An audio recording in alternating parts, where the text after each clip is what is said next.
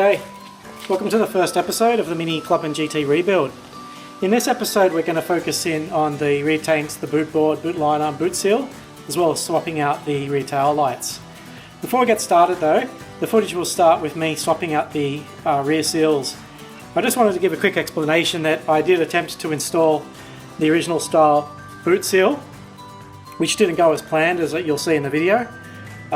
There was footage, but unfortunately I deleted it. But the original boot seals use these style clips. These style clips that click into the holes. I wasn't ever going to do that. I was using a double-sided tape because I wasn't a fan of these clips, and I wanted a fully engaged seal with the boot lid. But anyway, I just wanted to give a quick explanation. I'll start the video now and hope you enjoy. Speak to you soon. Right, I'm back. Well, my experiment in trying to use double-sided tape to bond this particular seal on the boot lid failed completely. It's really hard, like really hard, and I couldn't actually close the lid at all. It probably is the wrong stuff. It seems like the foam's too dense. Put in view, but yeah, I think that foam is too dense and it wasn't squeezing and collapsing properly to seal the boot lid. I couldn't close it at all. So added to that, the double-sided tape that I bought for the bike rims didn't work, so I'm going to do away with that one, and instead I'm still sticking to my idea of a double-sided tape boot lid seal rather than using the clips. I'm going to go ahead with this one. So this profile is from Clark Rubber. It comes with the adhesive already pre-installed, and it's got like a double-sided tape that's got a foam core. So I think that'll provide a bit of flexibility as well when you bond it on. And it's really soft and pliable. I think this one here may have been soft in its time, but it's probably been sitting in a hot shed for 10 years and it's just way too hard. I don't know where it's really originated from, but I don't think there's any harm in using a double-sided tape seal, so I'll go ahead and install this instead. And if it doesn't do the job, we'll just go ahead and put the proper stuff in later on with the clips and press the clips into those round holes that I mentioned before. Alright, I'll get to work and install this one instead. You might notice as well that the boot board was put in and the boot brackets. That was a rookie error. I shouldn't have installed them, not realizing that I can't install the fuel tanks. They came out shortly after this.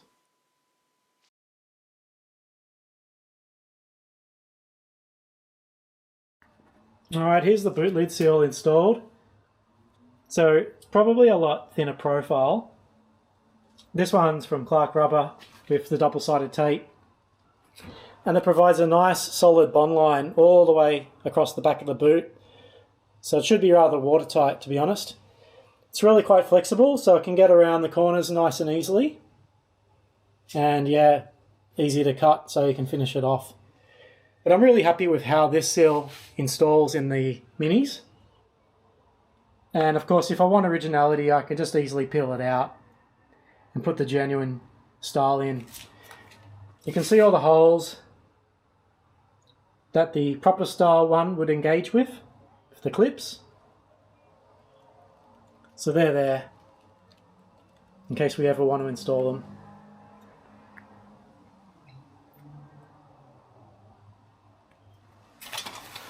Alright guys, I thought I'd just show you quickly as well. There's different types of tail light, number plate lights. So the one that I got with the car was this one, and it doesn't have this special nut. So that's what I believe is the proper style, the one that has this nut. This one has just a screw, and I'll just show you what it looks like on the inside. But it's quite different to the ones that Leyland put on, especially when you look at the back. So at the back here, you can get these ones. They just have these two leads, and you have to put your own connectors on it. But that's not how the Leyland GT looked. The proper ones like this, where you've got little posts here that bullet style connectors will plug into. So a wire goes through here, one, I guess that's earth there, and you got the positive there. But you have the globes. I'll just take these ones out for an example. Oh, I'll leave that one in there. But these globes go this way from the center, and they're from the outside. So really quite different. So I'm a bit of a stickler for that. I want to use the right style. I've got a nice lens here, and these covers look identical, but unfortunately I can't replicate this post here, and this is far gone as well. Like that broke there. So this is gone, but I can get a replacement one of these easily enough. So we'll obviously not use that one at all, and we'll put this one to the side. We won't use this one as well. Yeah, but we'll have to order one later, and then we'll install that at a later date. But I'll just show you the bullet style connector that's on the loom that came with the car.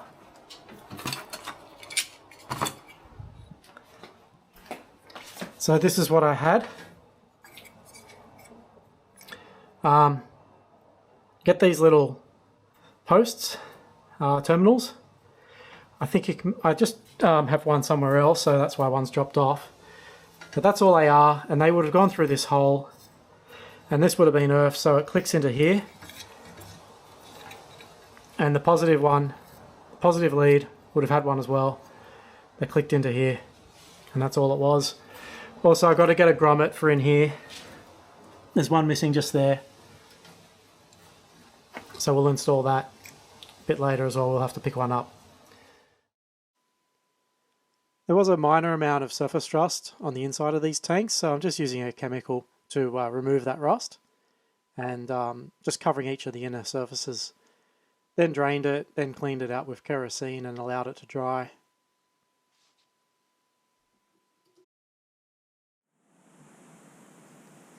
For the plugs for badges, I'd recommend using boiling water or hot water. Just soften up the plugs and then push them in. I wouldn't bother using grease or oil or anything to try to get them in. Hot water makes them nice and malleable, so you can then squeeze them in pretty easily.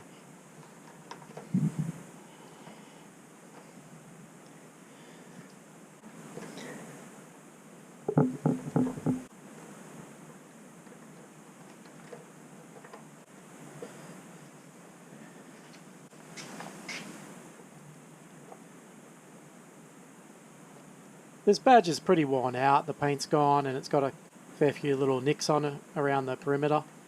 But the plan is at this stage is to just leave it looking with the worn look. Installing badges is pretty hard. I had to really finagle the outside pins first and then press the center pin in at the very end.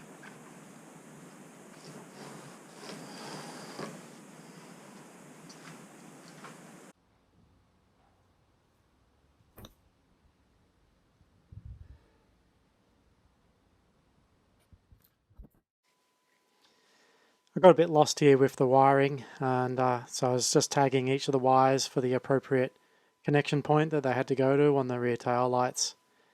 All the wiring colours are correct, but yeah, it just made life easier just to tag them. This boot lid liner came with the car when we bought it.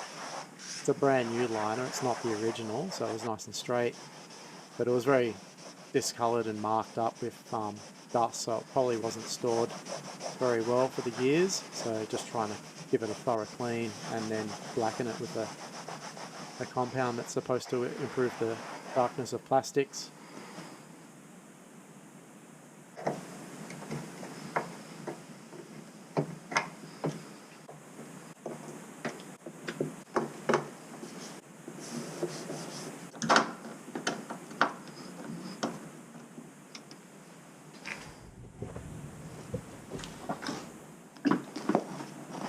Just some minor repairs were required on this boot board. The bottom surface had this vinyl that pulled away from its staples, so just using some spray adhesive to bond that back down, and then we'll look to put some staples back in it. Fortunately, the top surface was all intact. There's literally no damage to the top vinyl, and the edge trim is all intact as well, so it's quite surprising after 50 years. And all the luggage and other items that would go into a boot haven't damaged the boot board. May have been another part that he bought, but anyway, it's the right board for the GT, which was unique for the GTs and the Coopers.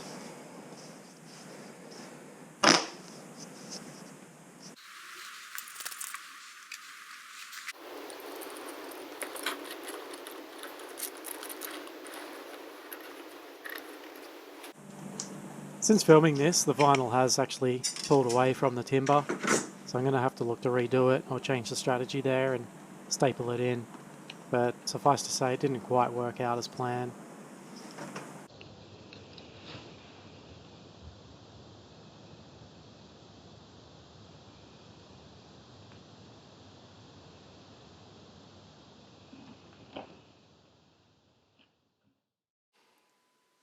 Again, don't make this mistake. The boot board brackets can't get installed before the fuel tanks. I was a bit too eager there.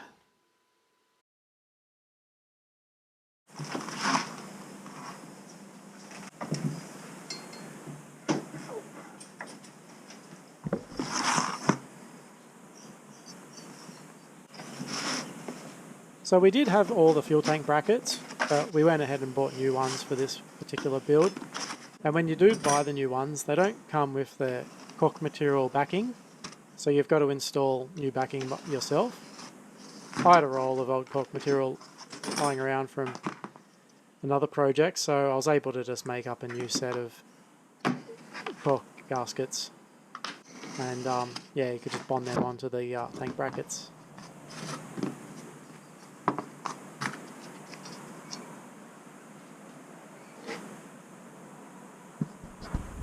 What was actually fitted when I got the car was a different style rear tail light. It had a cable on the back and bullet style connectors, and that was the wrong style. The harness has blade style connectors at the back, and so fortunately I had a set of rear tail lights that had the right connector, but they needed to get restored a little bit just to get the continuity back in. It wasn't that hard, it was probably just a bit of dust and debris in the plunger at the back there where the globe gets fitted. But yeah, wasn't getting a good continuity with the multimeter, so I just installed the lights and then just ran a small voltage through them instead.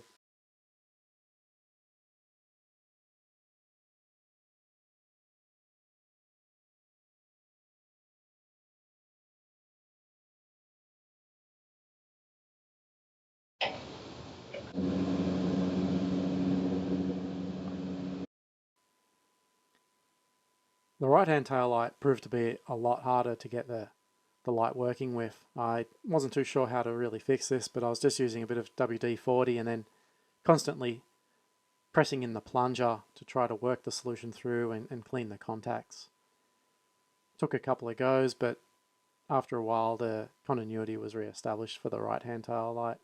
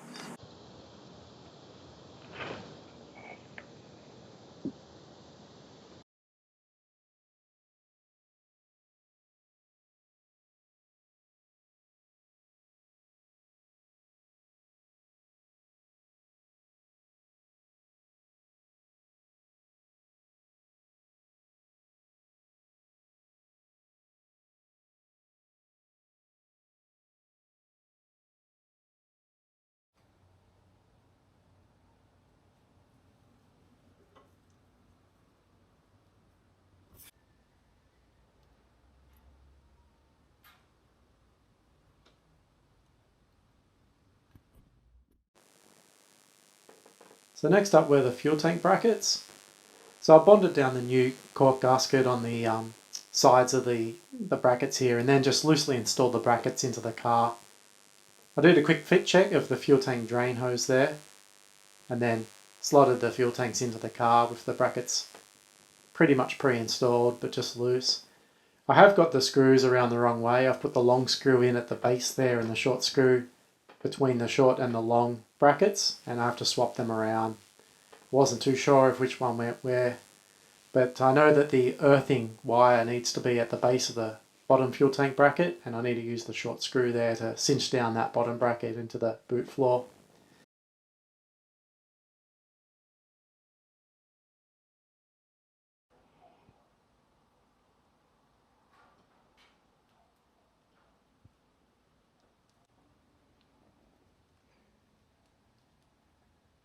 Okay, is the fuel tank drain mast or drain pipe connected to the left-hand fuel tank.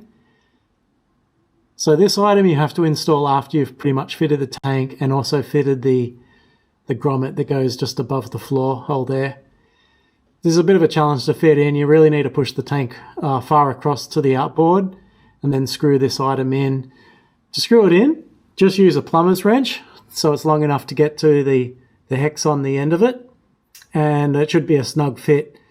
I've used a little bit of copper grease on the end of it because I want to be able to remove this, and I'm hoping that the copper grease will prevent corrosion, because if you ever have to remove the tanks, you're going to have to undo this first. The tanks will not come out while that's installed.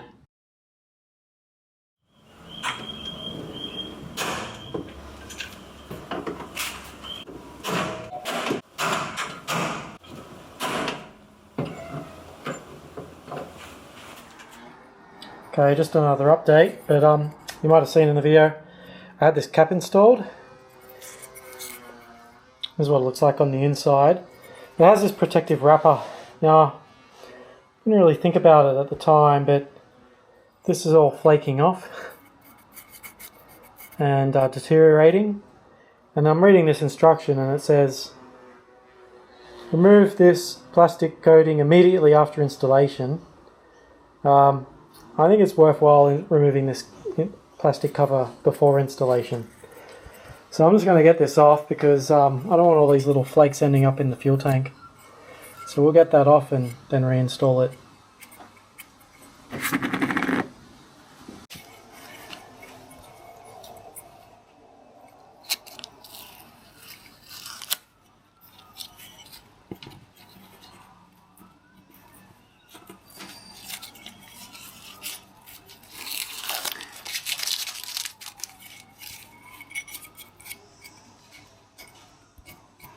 Well, shiny, but not so shiny. Bit raw around the edge there. So I just want to get all this plastic off because you definitely don't want that dropping into the tank. And I've been fitting this on and off a few times, and I don't think any of these little bits flaked off into the tank, but you never know. And anyway, I'll get this done now before I regret it later. We'll be installing a fuel filter downstream from the tank as well, so there'll be a fuel filter put in prior to the electric fuel pump. As for these caps, there's lots of different style caps you can get. They all look roughly the same. I'll give this a proper clean a bit later. But I believe that this is the proper design for the GT with the two rivets. This profile in here with the tangs either side of where it's not lipped, and then the cork gasket. So I believe this is the right one. There's lots of different designs, especially around this, how these are riveted on. So yeah, I think that might be the original one. I'll get the other one off. I'll have a look at the other one. These are what came with the car. He also gave me lockable caps. Yeah. So having a look. This one actually feels a lot heavier. Oh no, they're the same.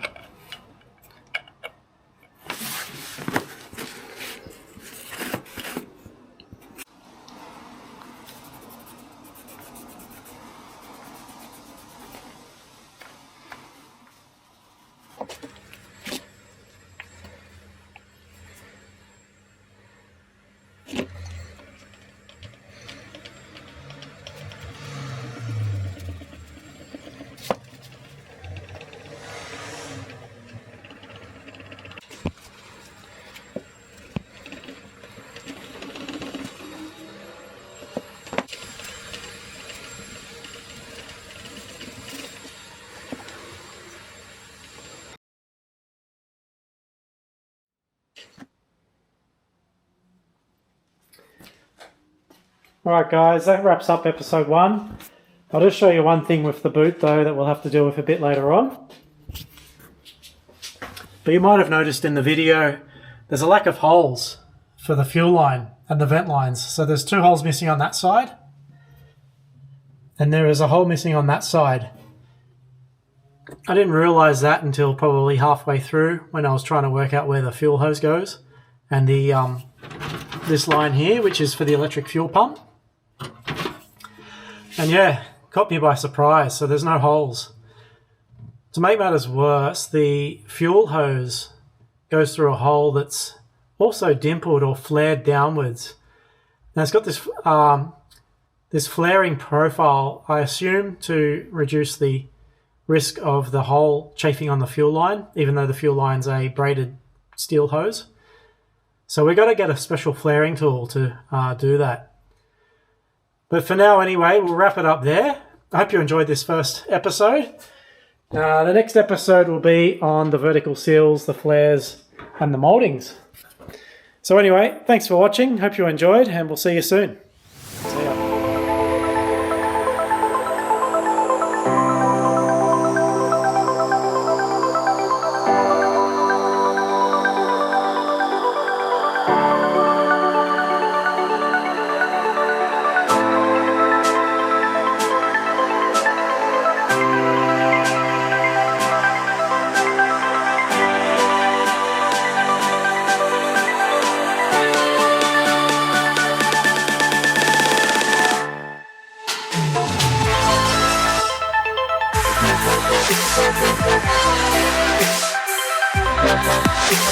Bye.